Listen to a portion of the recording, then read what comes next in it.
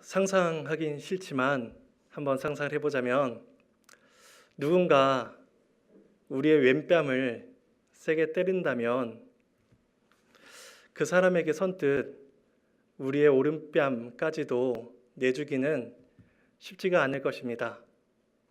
맞는 순간 그 사람처럼 손이 올라가지 않는 것이 이제 그나마 다행이라고 우리는 여길 것입니다.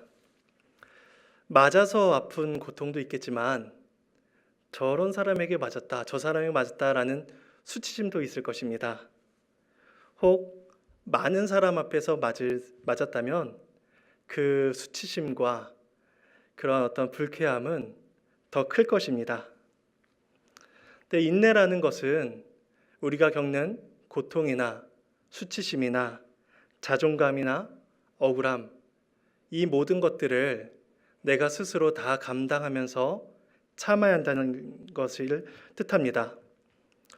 그래서 주님께서 원수를 사랑하고 왼뺨을 때린 자에게 오른뺨을 대라라고 말씀하신 그 말씀 속에는 내 안에 있는 갈등과 내 안에 있는 아픔과 억울함, 이 모든 것들을 다 참아내면서 인내하면서 그 사람을 사랑해야 한다는 뜻을 가지고 있습니다. 이런 예가 아니더라도 우리는 살면서 많은 고통과 어려움 가운데 부딪히곤 합니다. 그래서 인내라는 것은 우리에게 굉장히 어렵다는 사실을 우리는 알 수가 있습니다. 그런데 오늘 우리가 읽은 본문 앞에 5장에서 6절 말씀을 보면 이제 부자들에 대한 이야기가 나타나는데 이 부자들은 재물이 많고 금과 은이 많은 자들이었습니다. 이들이 부자가 된 하나의 방법에 대해서 이야기하기를 4절 말씀에서 이렇게 말씀을 합니다. 보라, 너희 밭에서 추수한 품꾼에게 주지 아니한 삭시 소리 지르며. 그들이 부자가 되는 방법은 품꾼에게 삭스를 주지 않는 것입니다. 만약에 100만 원을 줘야 한다면 100만 원을 온전히 다 주지 않고 60만 원만 주고 나머지 40만 원은 자기 돈으로 이제 취하는 것입니다.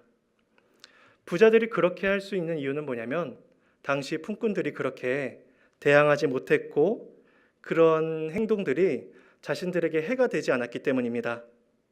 아무런 해도 없고 또 자기에게 수입이 많아지니 얼마나 좋은 방법이었을까요? 그래서 이 부자들에게는 인내라는 것이 전혀 필요하지가 않았습니다. 농사가 잘 되면 잘 되는 대로 수입을 거둬들였고 또 농사가 잘 안 되면 잘 안 되는 대로 품꾼들을 핍박하여서 수입을 거둬들일 수가 있었습니다. 그래서 부자들은 누군가를 위해서 참아주거나 또 자기 자신을 위해서 인내할 필요가 없는 사람들이었습니다. 아마 야고보 당시에 많은 부자들이 이렇게 부를 축적하지 않았을까 생각이 됩니다. 근데 야고보는 이 부자들에 대한 이야기에 이어서 7절에서 이렇게 말씀을 합니다. 그러므로 형제들아 길이 참으라.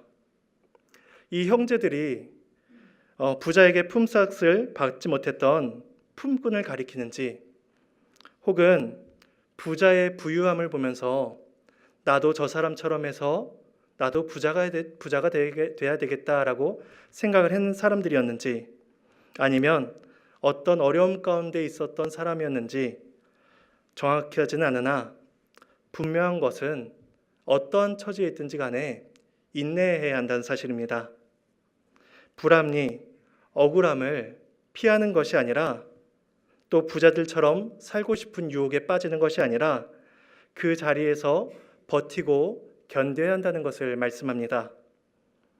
그래서 이 인내라는 말 자체에는 참고 견디다라는 뜻이 있습니다.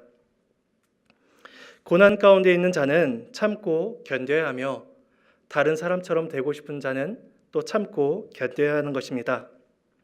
어떤 특별한 방법을 가지고 그 문제를, 그 고난을 해결하라가 아니라 그 모든 것들을 참고 견디는 것이 인내입니다. 그래서 야고보가 말하는 인내라는 말 속에는 어떤 드라마틱한 요소가 없습니다. 우리가 잘 알듯이 드라마에는 늘 반전이 있습니다. 온갖 구박 속에서 살고 있었는데 알고 보니 내가 회장의 자녀였다든지 어떠한 문제들을 해결할 만한 그런 요소들이 중간중간에 들어 있습니다. 그래서 그 드라마의 반전을 이끌어내고 그 드라마를 쭉 이끌어가는 모습을 우리가 드라마를 통해서 알 수가 있습니다. 그런데 야고보가 말하는 인내는 전혀 그러한 드라마틱한 요소를 우리에게 이야기하지 않습니다. 그저 그 상황을 다 받아들이고 다 감내하라라고 우리에게 말씀을 합니다. 그래서 7절에서 길이 참으라라고 말씀을 하고 또 8절에서 길이 참고 마음을 굳건하게 하라라고 말씀을 합니다.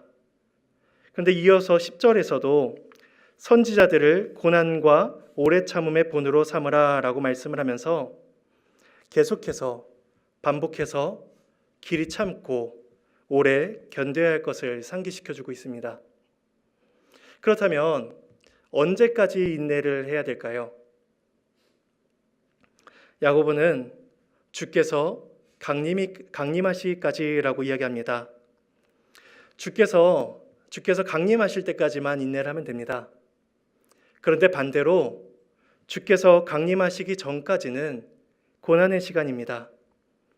시편의 표현을 빌리자면 수고와 슬픔뿐인 인생입니다. 눈을 뜨면 수고로운 인생을 살아야 하고 눈을 뜨면 슬픈 인생을 살아야 되는 것이 이 세상을 살아가는 모든 사람들의 모습입니다. 그래서 이 세상 사람들은 자기 자신의 힘으로 그 고난을 헤쳐나가려 합니다.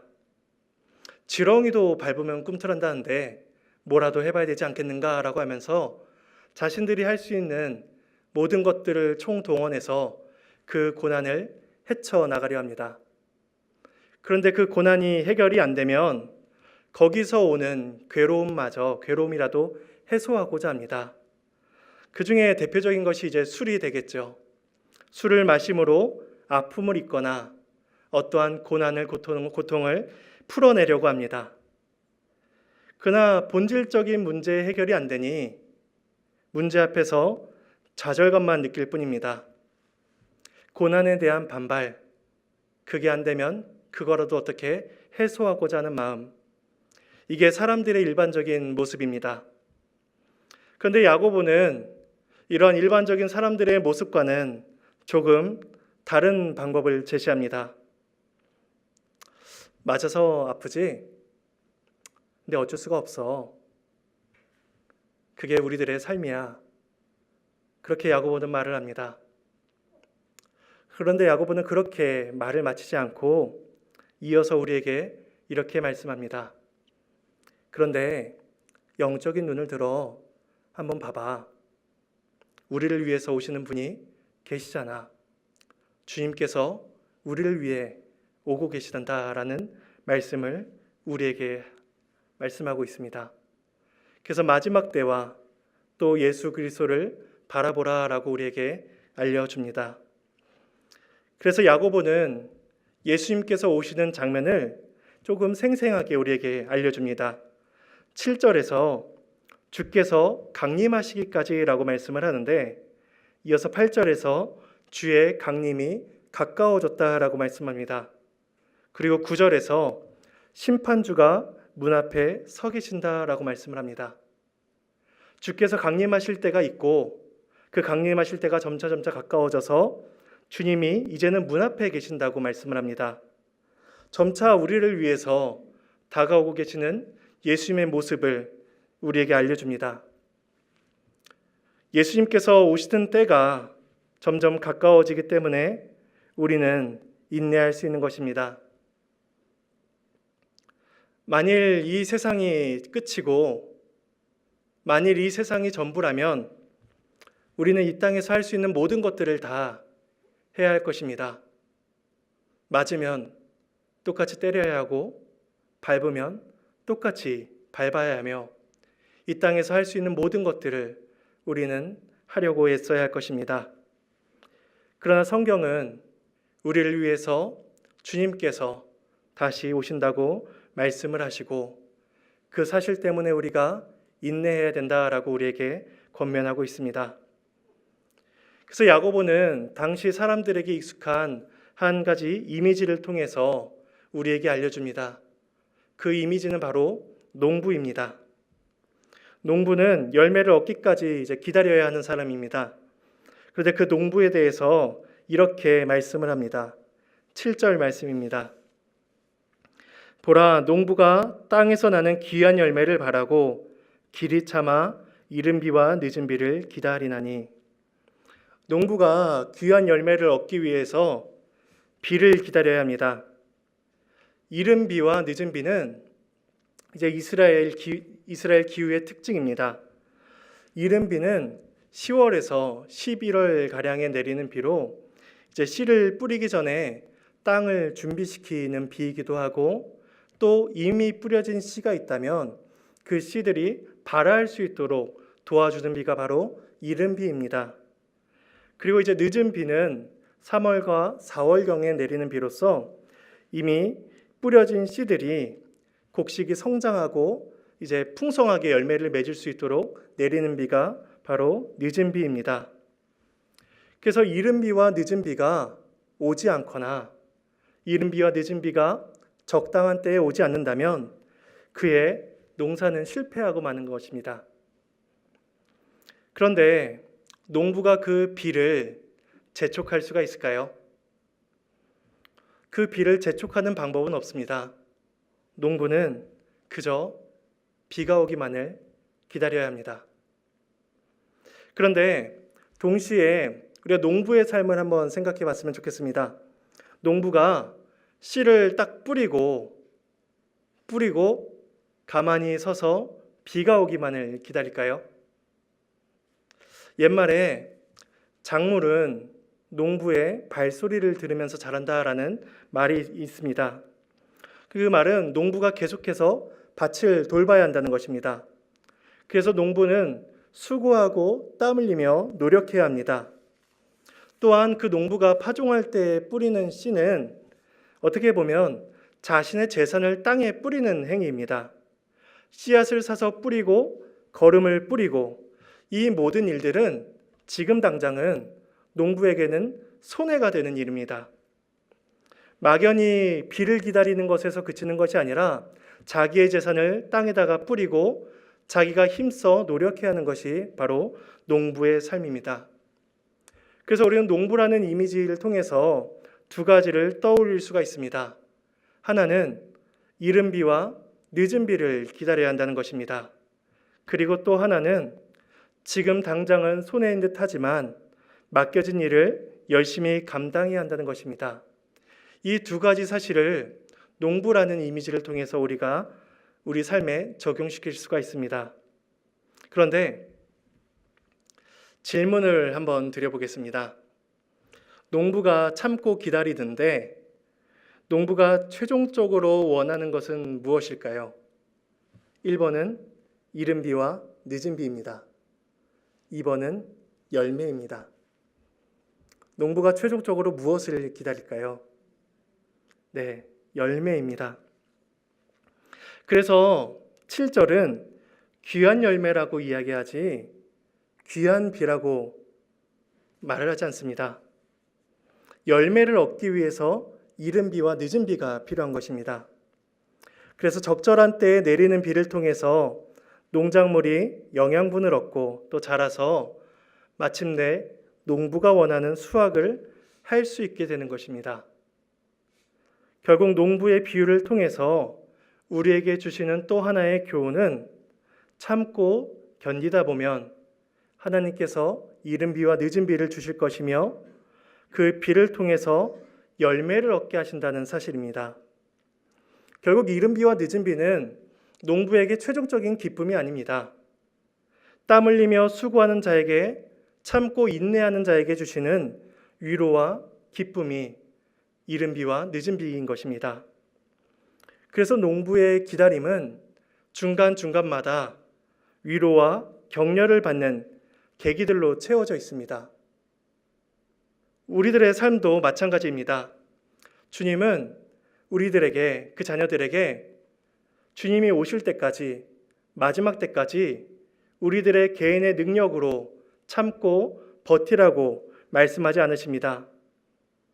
너무 늦지 않게 비를 내려주시듯이 또 비를 통해 다시 힘을 얻어 일을 할 수 있듯이 우리에게 적절한 때를 따라 돕는 은혜와 긍휼을 베풀어 주신다는 사실입니다. 그래서 야고보는 우리에게 참고 견디라라고 권면할 수 있는 것입니다. 이어서 야고보는 우리의 일상 중에서 참고 견뎌야 하는 대표적인 한 가지를 말씀합니다. 9절 말씀입니다. 우리 함께 한번 읽어볼까요? 함께 읽어보겠습니다. 형제들아,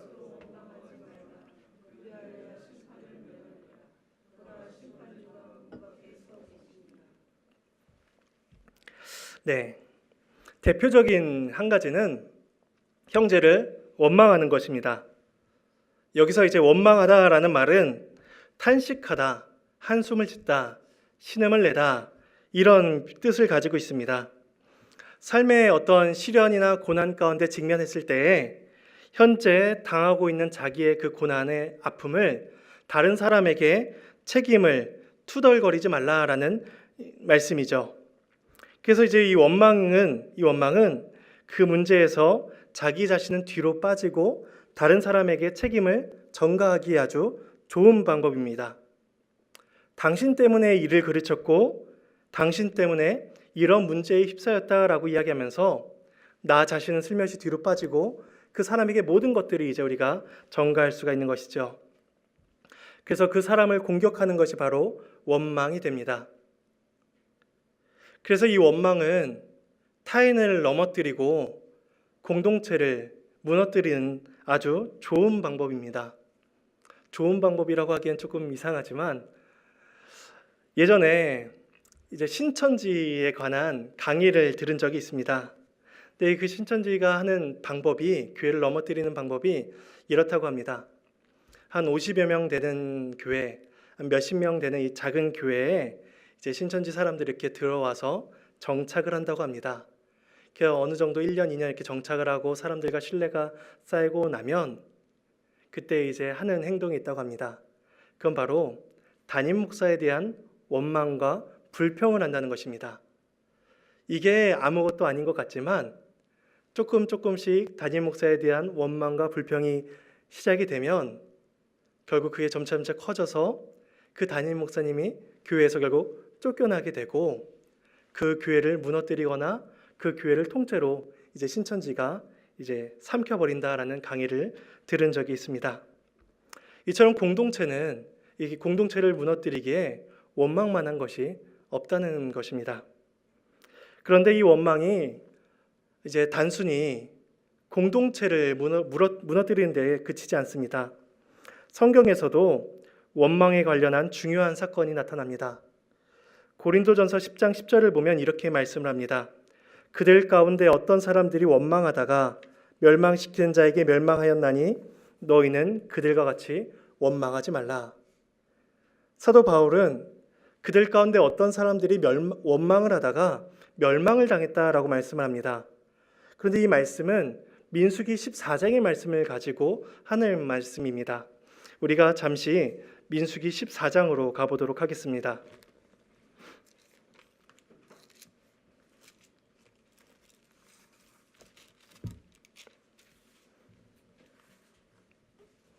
민수기 14장 1절 말씀입니다.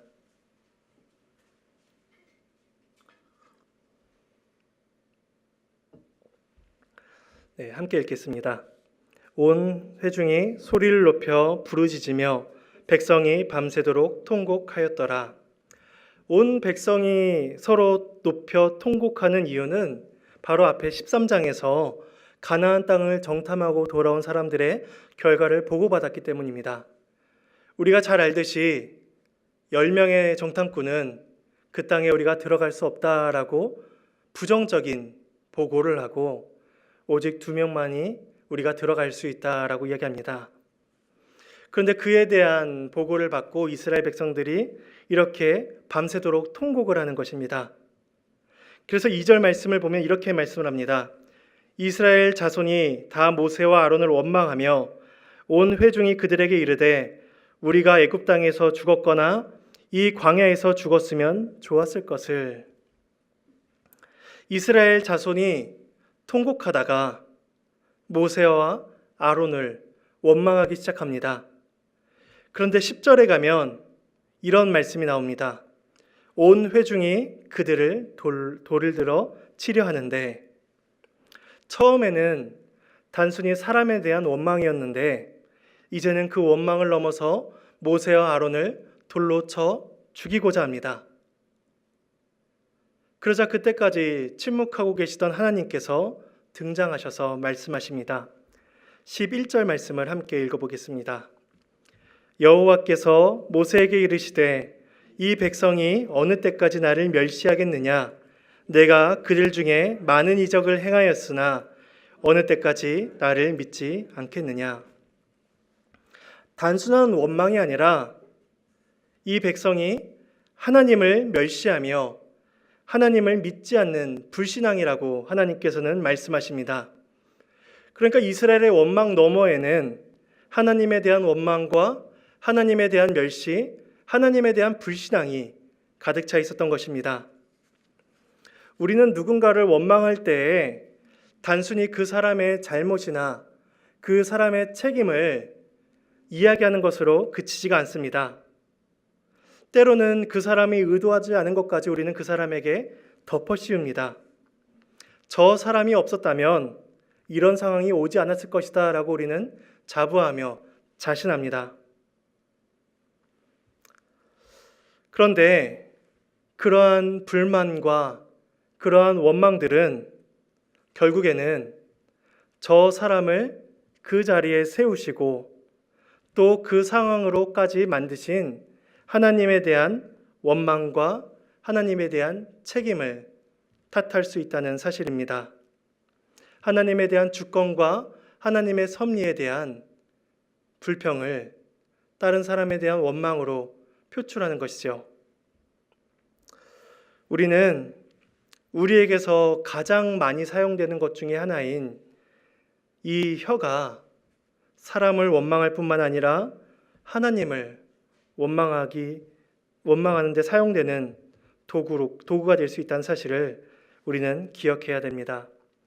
그래서 누군가에 대한 원망을 참는 것이 인내의 한 방편임을 야고보는 우리에게 알려줍니다. 이어서 10절과 11절에서는 이스라엘에게 익숙한 선지자와 욥을 예로 듭니다. 형제들아, 주의 이름으로 말한 선지자들을 고난과 오래 참음의 본으로 삼으라. 보라, 인내하는 자를 우리가 복되다 하나니 너희가 욥의 인내를 들었고 주께서 주신 결말을 보았거니와 주는 가장자비하시고 긍휼히 여기시는 이시니라. 근데 10절에 나타나는 선지자와 이 욥의 고난은 조금 차이가 있습니다. 왜냐하면 먼저 10절의 선지자들은 주의 이름으로 말한 선지자들입니다. 주의 이름을 전하고 복음을 위해서 부름받은 자들이 바로 선지자들입니다. 어떻게 보면 조금 능동적으로 적극적으로 주의 말씀을 드러내므로 고난을 받은 자들이 바로 선지자들입니다. 반면에 욥의 고난은 그렇지가 않습니다. 우리가 욥기를 통해서 알 수 있듯이 욥은 하나님의 이름을 전하다가 고난을 받은 자가 아니었습니다. 그런 면에서 욥은 선지자들과는 조금 다르게 그의 고난은 수동적 고난이었다라고 표현을 할 수가 있을 것입니다. 그런데 오늘 본문은 어느 한 부류의 고난만 이야기하지 않습니다.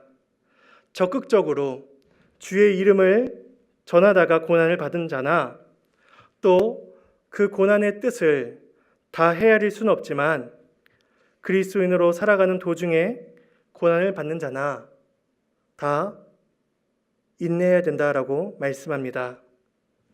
인내해야 된다는 사실은 동일합니다.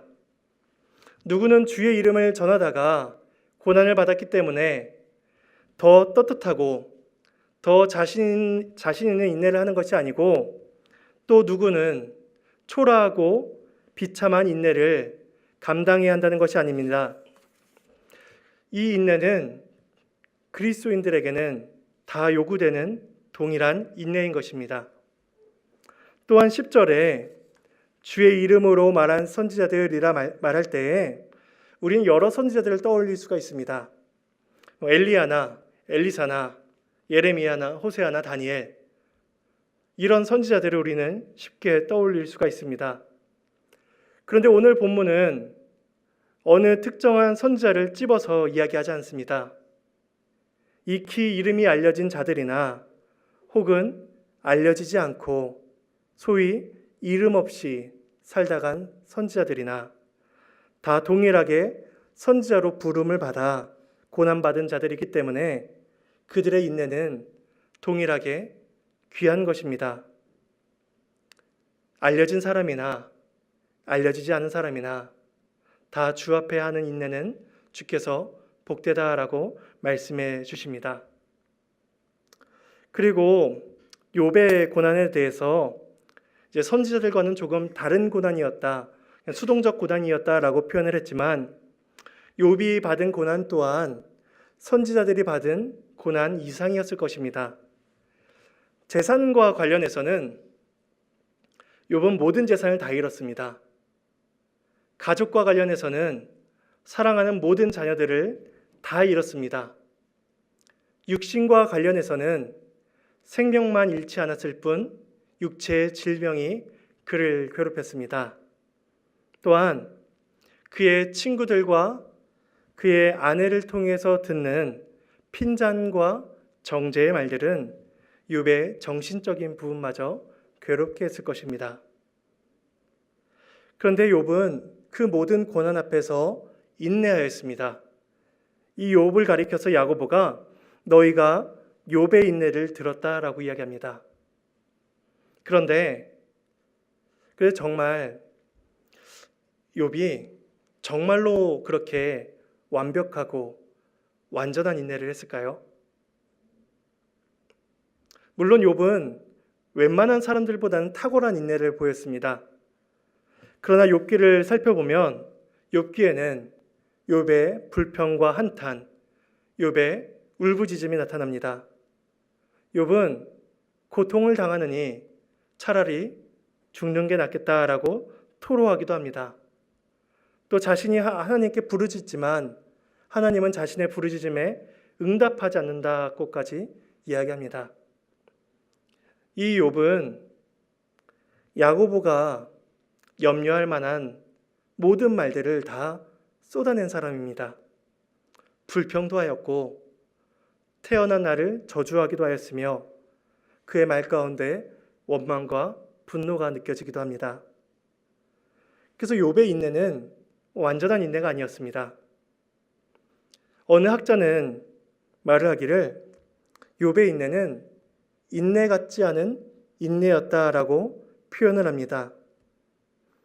욥의 인내가 인내 같지 않은 인내라는 것은 욥에게서 불평과 원망과 분노가 나타나지만 그래도 그가 하나님의 선하심을 붙들고 있었기 때문입니다. 한탄하며 괴롭더라도 주님에 대한 신뢰를 놓지 않았기 때문입니다. 이러한 인내 같지 않은 인내를 하나님께서는 잘했다고 칭찬해 주십니다. 그래서 11절을 마저 읽어보면 너희가 욥의 인내를 들었고 라고 말씀을 하고 이어서 이렇게 말씀을 합니다. 주께서 주신 결말을 보았거니와 주는 가장 자비하시고 긍휼히 여기시는 이시니라. 욥의 결말은 욥의 인내의 결과가 아니었습니다. 주님이 주신 결말입니다. 욥의 인내는 완전한 인내가 아니었지만 주님께서 잘했다고 칭찬해 주시는 인내였습니다. 왜냐하면 우리 주님은 가장 자비하시고 우리를 긍휼히 여기시는 분이시기 때문입니다. 야고보는 우리에게 길이 참으라, 길이 참으라, 좀만 참고 견디라 라고 말씀합니다. 그러면 우리의 인내의 결말이 아니라 주님께서 주시는 결말을 우리가 볼 것이기 때문입니다. 주님은 우리의 인내 같지 않은 인내도 잘했다고, 잘 견디었다고 칭찬해 주십니다.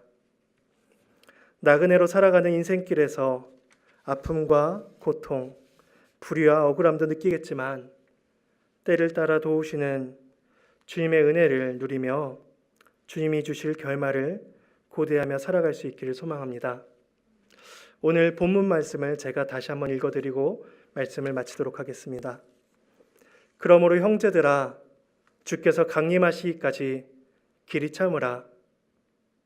보라, 농부가 땅에서 나는 귀한 열매를 바라고 길이 참아 이른 비와 늦은 비를 기다리나니 너희도 길이 참고 마음을 굳건하게 하라.